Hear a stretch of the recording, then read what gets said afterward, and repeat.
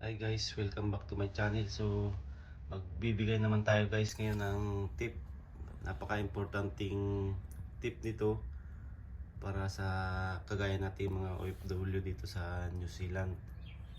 So, kung bagong renew guys yung mga passport nyo, kagaya nito bagong renew.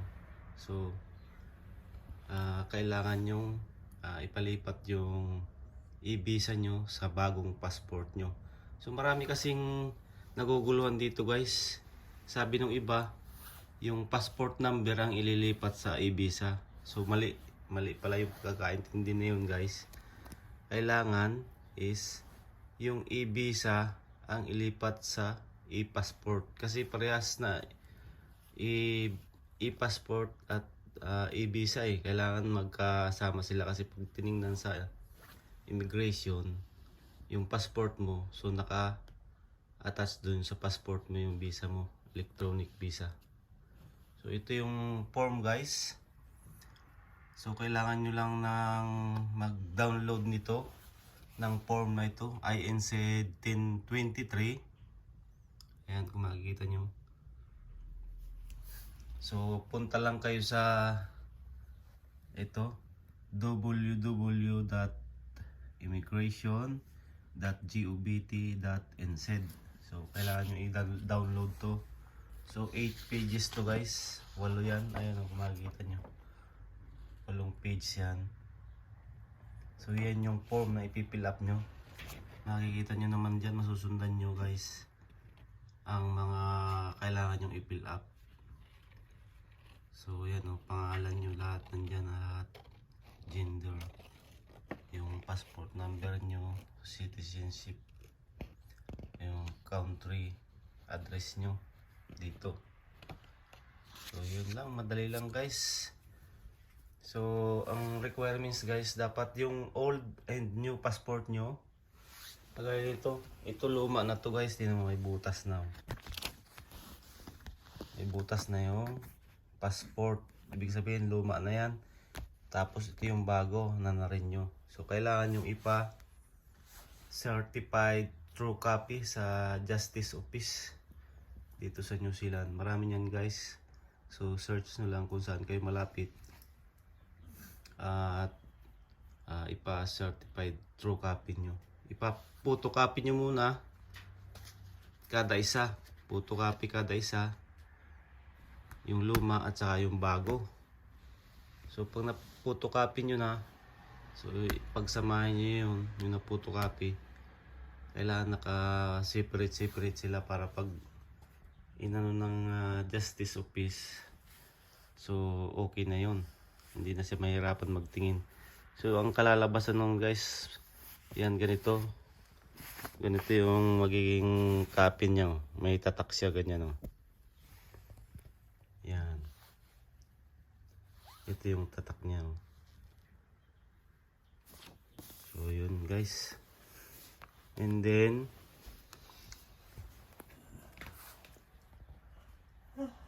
wala pong bayad to guys. So ang gagawin lang pipilapan lang yan. And then pag natapos na ninyong i-fill up, bali 3 pages lang to guys mapipilapan dito.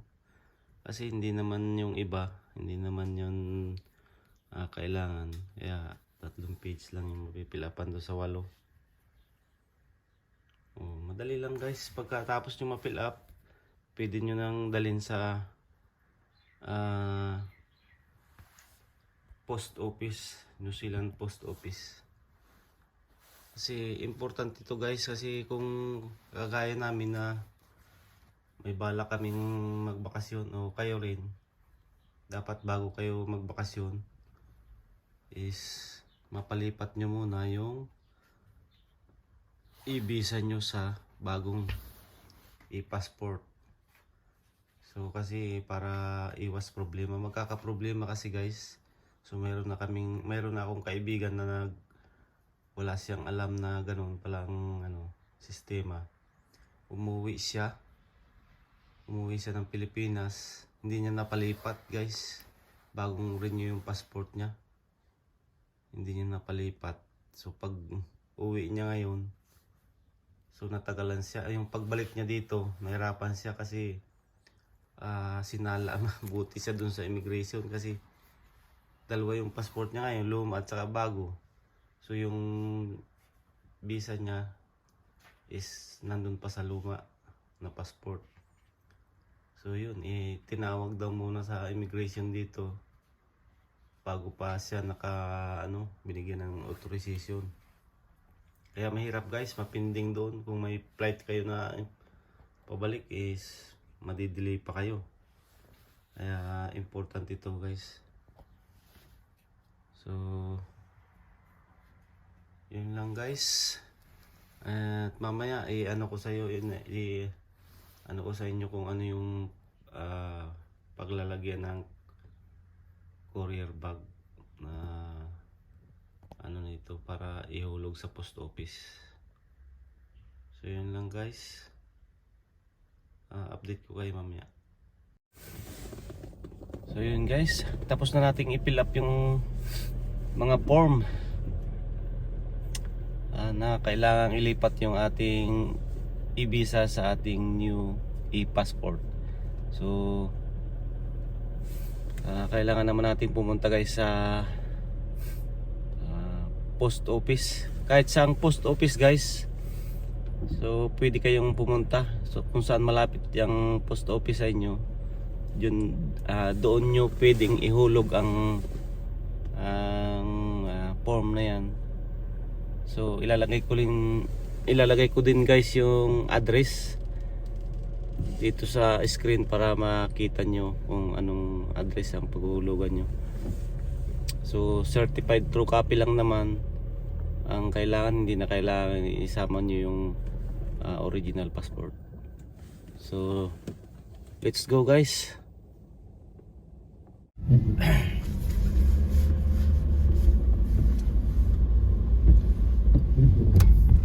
Kahit siyang NC post.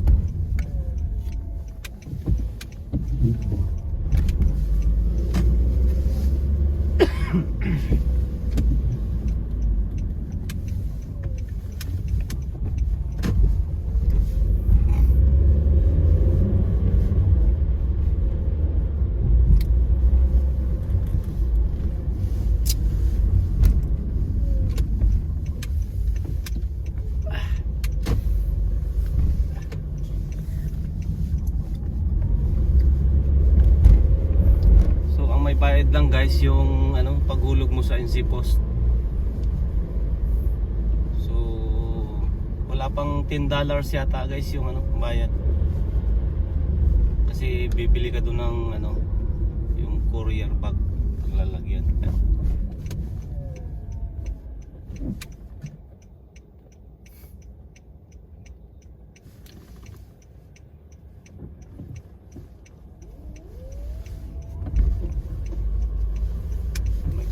Pa ng mga guys, mga railings.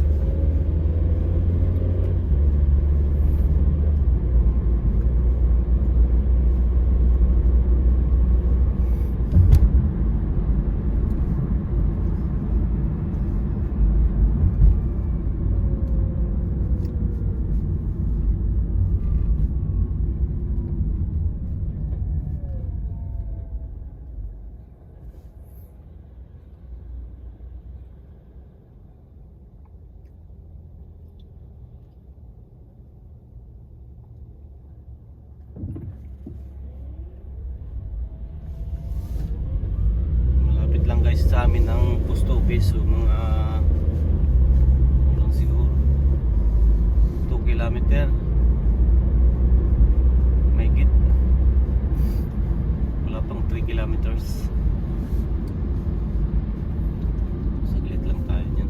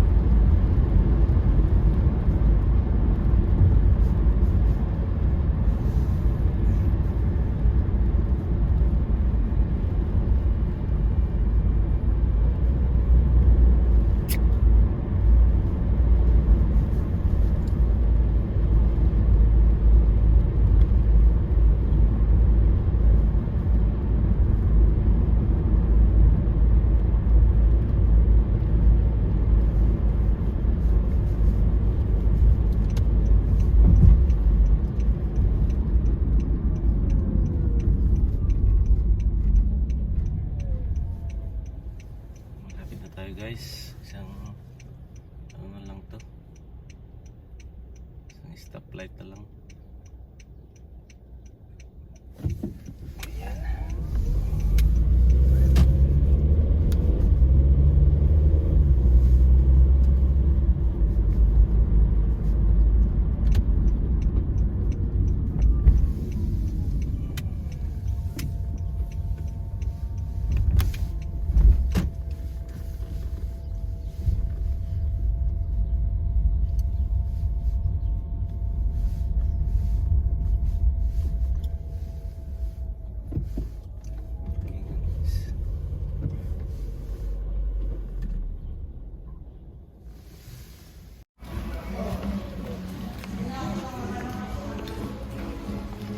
Yan na guys yung insay post. Pasok na tayo dito guys. Yan na yung courier bag guys. So ito na guys yung courier bag. So ito na rin yung sulat kong address. So ihulog na rin ito guys.